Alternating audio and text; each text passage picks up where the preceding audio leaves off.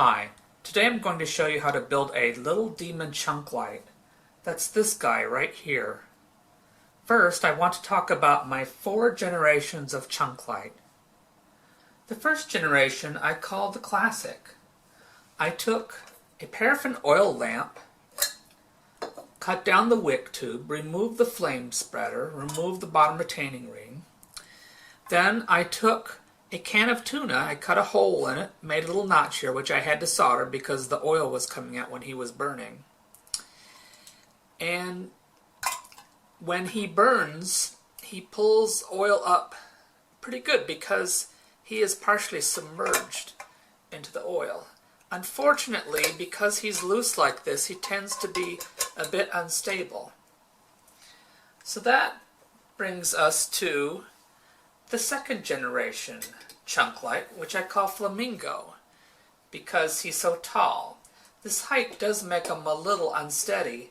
However, the burner is attached to a mason jar lid, which gives him better stability than the classic.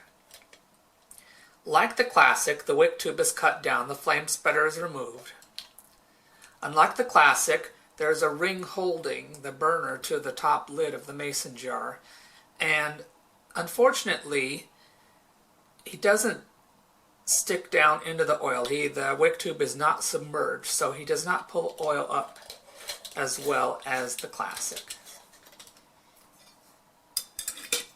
The third generation chunk light I call top hat, because the chimney looks like a top hat. I took 2 mason jars and put them together using standoffs, and then the burner is inverted. The reason the burner is inverted is so that the long wick tube can act like a snorkel and pull up oil better than the second generation Flamingo chunk light. I did have to drill holes into the burner so that air could get through more easily. And I did solder around the wick tube to try to cut down on how much extra oil comes up, and it still comes up, and that oil tends to collect on the top lid here, so he does get a little messy. The 4th generation chunk light I call Lil Demon for a number of reasons. The main reason I call him Lil Demon is because he burns so well that he can get a very large flame. And that flame puts out a lot of heat, and I often wonder if this little chimney can hold up to that heat. And by the way, this chimney is simply a Yoo-Hoo chocolate drink bottle. You can see the top here. And the reason I still have the top is in case for some reason I cannot turn off this flame with the knob here or whatever reason, I can put him on top as an emergency shutoff. The burner does have a flame spreader. It's shorter than a normal flame spreader. And the burner itself is attached to the lid of a mason jar, and he is submerged and at an angle. This angle is similar to a Betty lamp and helps to improve oil flow up through the wick. The underside of the lid here, you can see it's angled where the lid meets the burner. That's to help oil drip back down into the reservoir instead of collecting on the top lid here. This flame spreader is loosely held here for easy cleaning. And that's my 4 generations of chunk light. These are the parts you need to make your Lil Demon chunk light. The first thing you need is an oil lamp burner replacement. This can be found at Walmart for $2, and it contains a wick. If you cannot find one of these, you will need to purchase an entire paraffin oil lamp, which will come with a chimney, and in that case, you will not need to purchase this Yoo-Hoo chocolate drink bottle, which for our Lil Demon chunk light becomes our chimney. It's 15.5 fluid ounces and can be found at most grocery stores. The next thing you will need is a mason jar. In this 4-pack you will find a half-pint jar, 8 ounces, wide mouth, which will become the base and oil reservoir for your Little Demon chunk light. You will also need plumbing solder. The 95% is tin, the 5% is antimony. The last thing you need is a collection of 3 bolts and 3 fasteners. One of the problems with this size bolt is it's too long. We really need it a 1/4 inch or shorter. And I end up using bolts from old PCs, actually, and they work pretty well with the 632 fastener. You will need a variety of tools to build the Little Demon chunk light.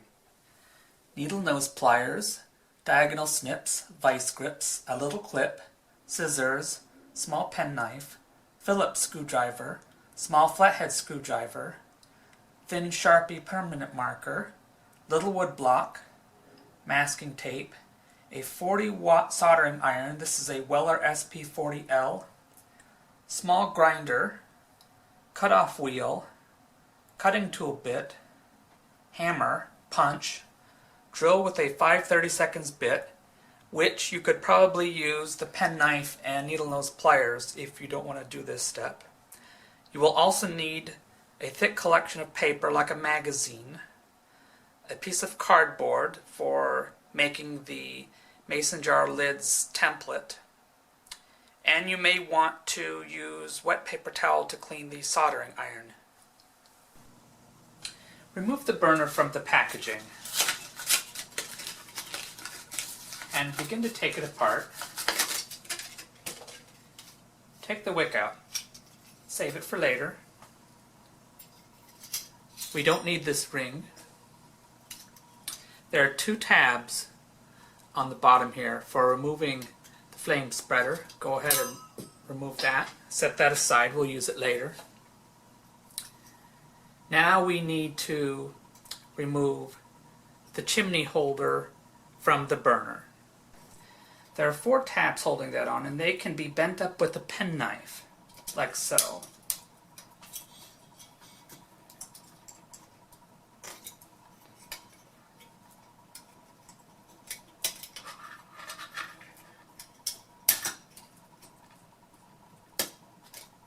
You can use the needle nose pliers to bend them up the last little bit.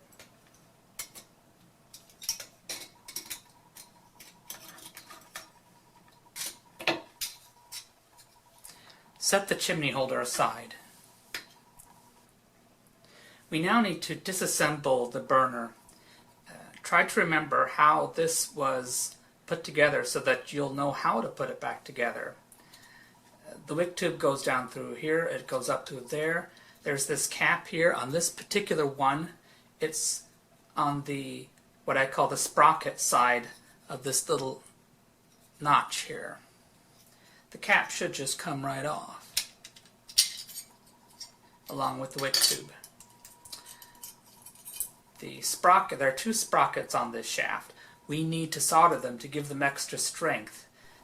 These are rather cheap, and if you don't solder them, there can be situations where when burning thick fuel, the wick will be difficult to move, and the sprockets, instead of turning the wick, they will spin freely on this shaft, and you won't be able to move the wick up or down anymore.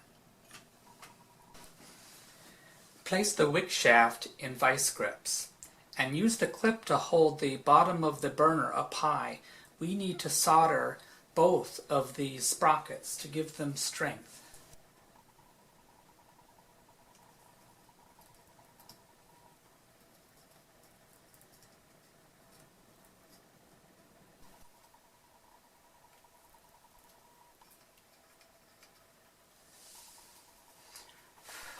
The solder on the sprockets now interferes with the access holes.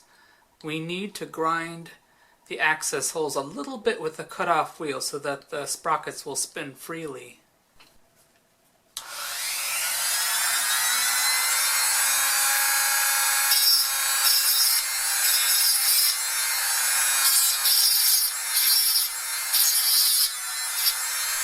Let's put the burner back together. place this cap over the wick tube. Make sure the shaft is all the way through the bottom of the burner. And then insert the wick tube back into the burner base. Now, while you have this held like this, turn the knob here and make sure it spins freely. If it does not spin freely, you probably need to grind the access slots open a little more. Once you have it in precisely the right position where it spins nicely, then bend these tabs that are furthest away from the knob down.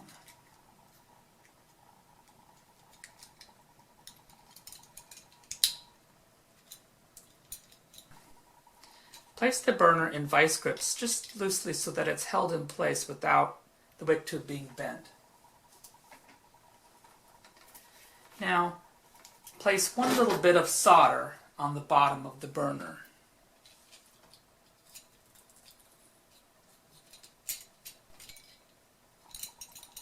Check and make sure the wick adjustment knob spins freely. If it does not, you will need to remove the solder joint and readjust.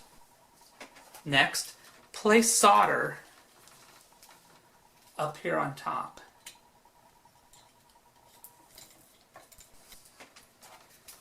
Now tack solder the other part of the bottom. Tack solder the other side of the top burner piece.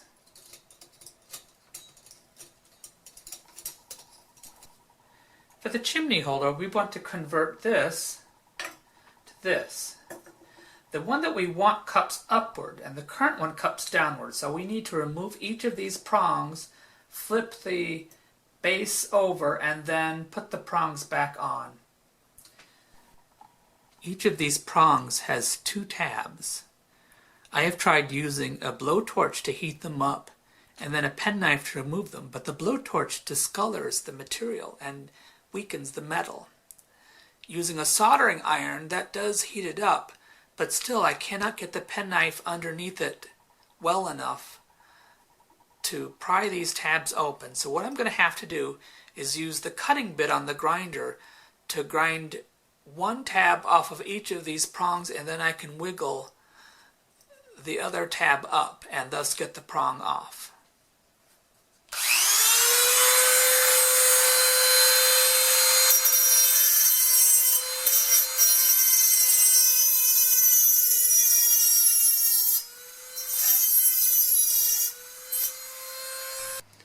Use heat on the remaining tab to help it bend.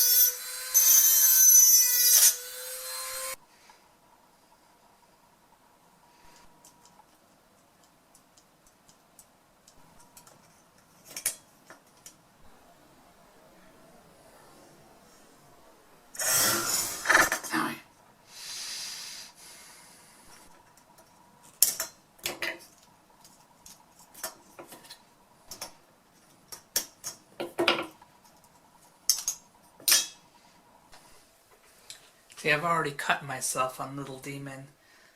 Must be careful.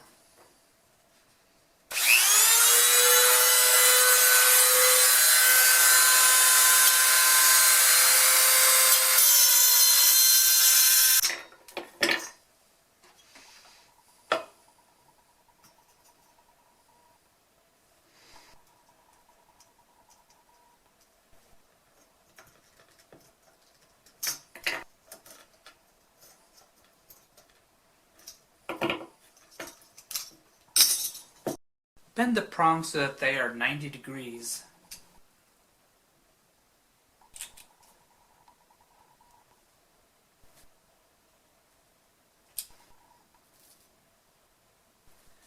Use vice grips to hold the prong to the chimney holder and then solder one part.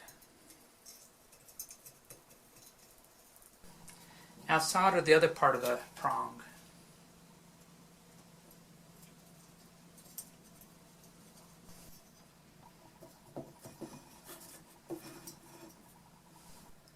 Put heat on the tab, then use a hammer and punch to push the tab down.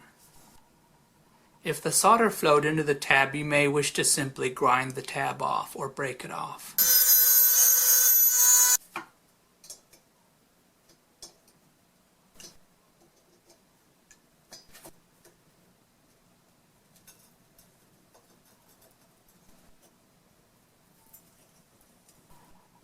Be careful, this can be hot.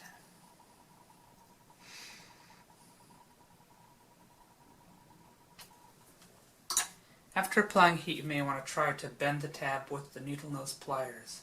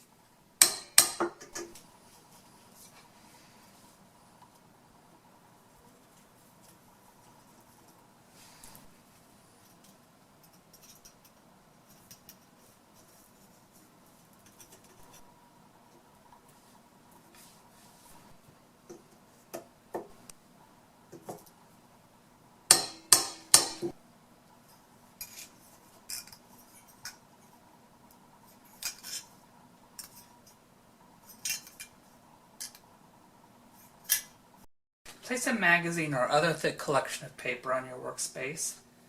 Then place the piece of cardboard on that. Now take the mason jar lid, put that on top. We're going to trace its outline. Cut.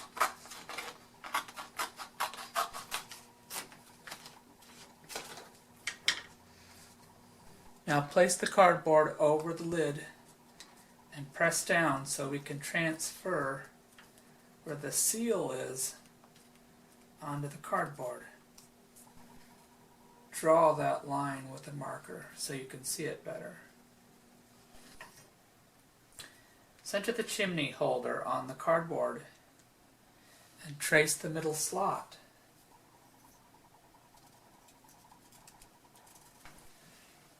Place one of your fasteners right next to where the seal is and draw around that. Now place the chimney holder back on the cardboard. Line it up so it goes all the way over and just see that's too much. So pull it back some and trace.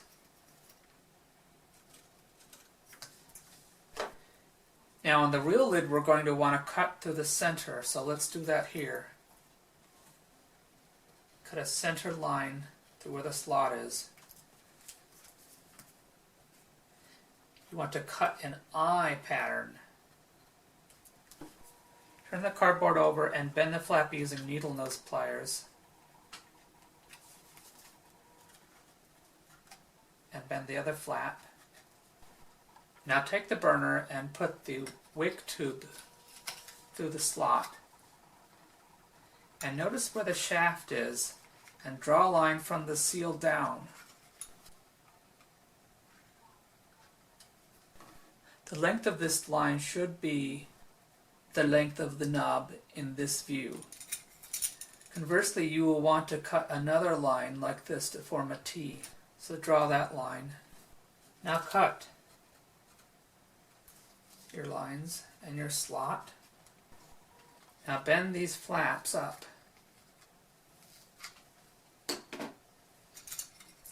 Insert the wick knob through,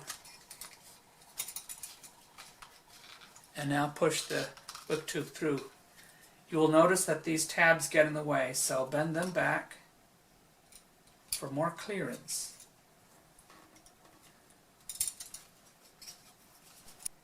Now I want the wick tube to extend above the lid line, so this slot will have to come longer out here.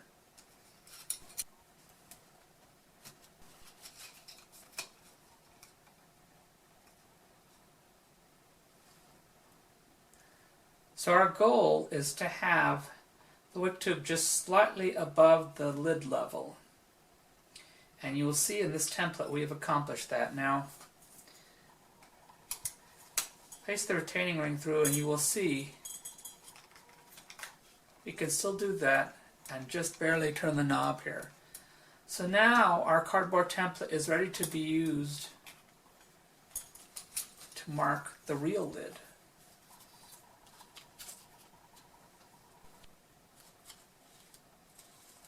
Draw your eye on the real lid from the cardboard and draw the T. Now use your penknife to cut the I and cut the T.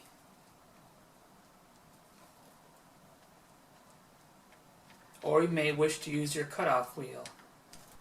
If your paper is not thick enough, you may wish to use your little board.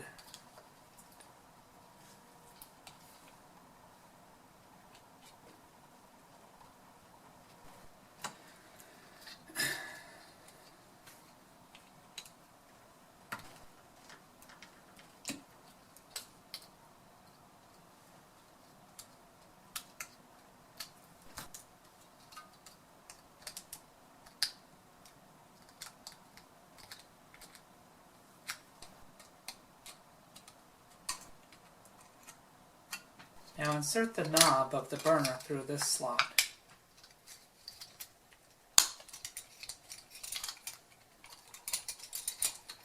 And push the wick tube through here.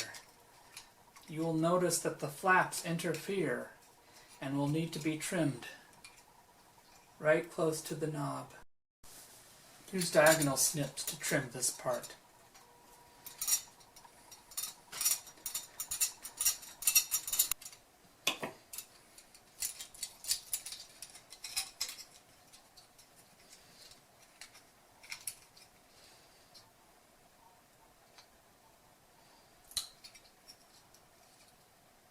You'll see that the burner fits through now, but we should probably put that lid material back there and there.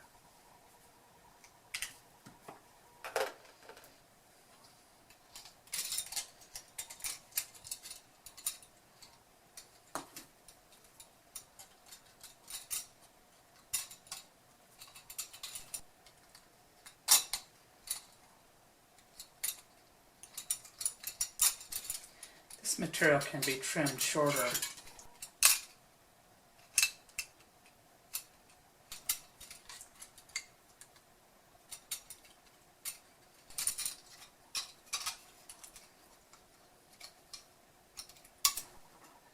We now need to solder the burner to the lid.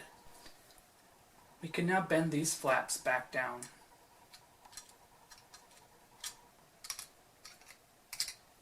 Before we solder this burner to the lid, we need to put the ring on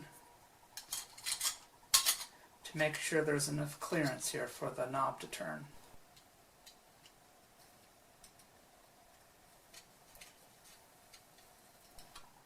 I am now ready to solder these tabs to the lid.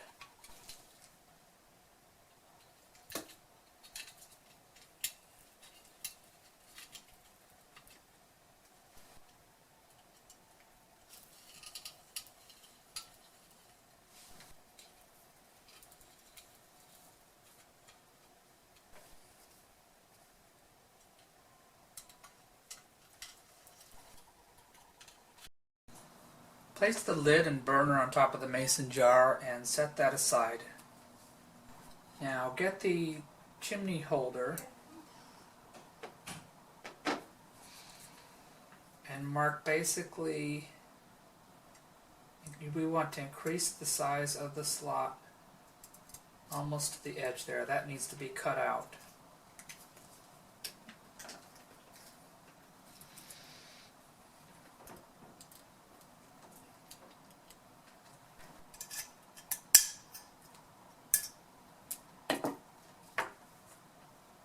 Place the chimney holder over the wick tube. You will see it is too tight. We need to grind that open. Use the cutting bit to enlarge that slot.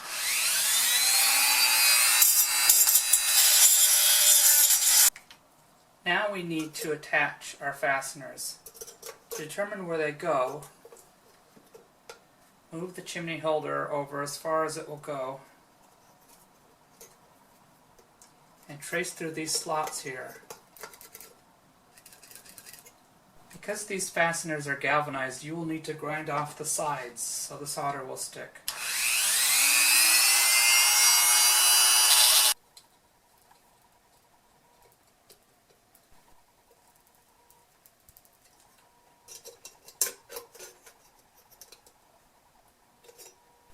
Drill a clearance hole through your two slots.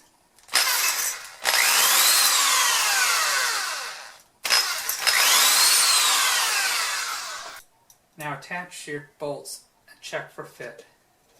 These two bolts are from an old PC and are much shorter than a normal 632 half bolt. If you do not have these extra bolts, you will have to cut your 632 bolts down to size. Now inspect your wick tube and make sure there's proper clearance at the end here. If there's space, you can put your fastener at the end here, but you may have to offset it so that there's room for the wick.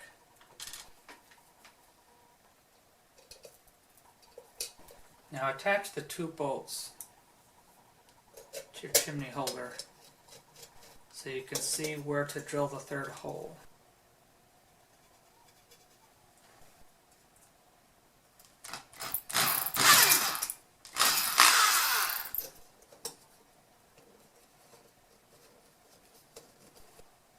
We now need to trim the flame spreader. You can do this with your scissors. We'd want to go up about halfway, maybe a little more.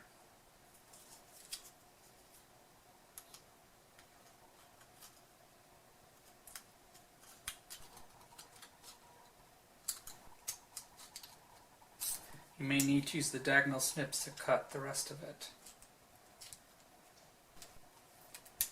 Check for fit.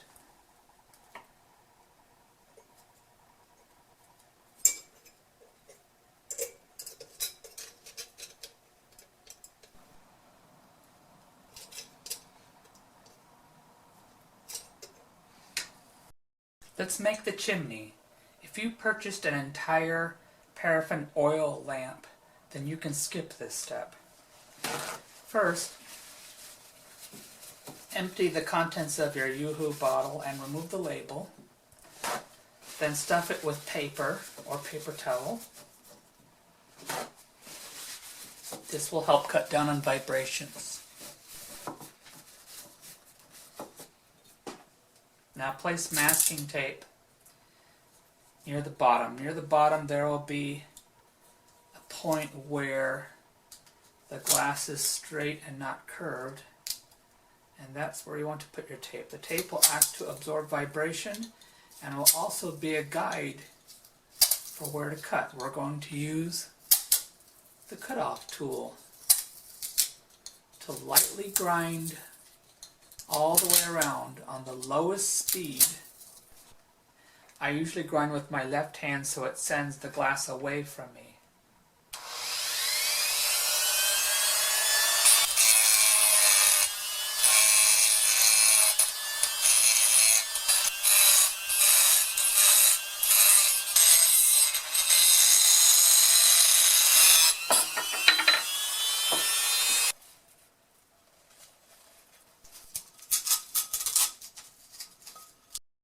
Okay, I've washed and cleaned my chimney.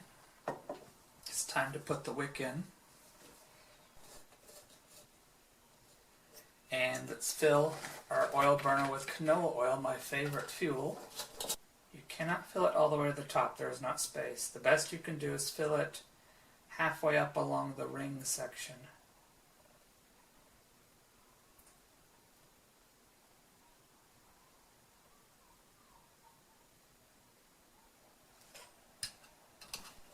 Now work the oil into the wick by moving the wick down and up. Alright, let's light it.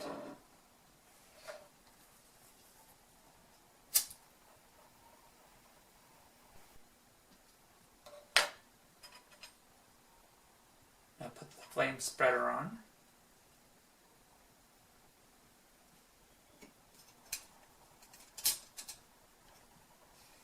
And the chimney.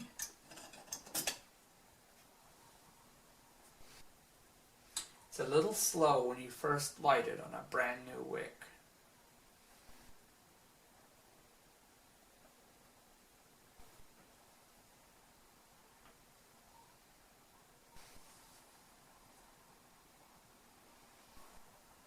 And that's Lil Demon. I hope you enjoy it.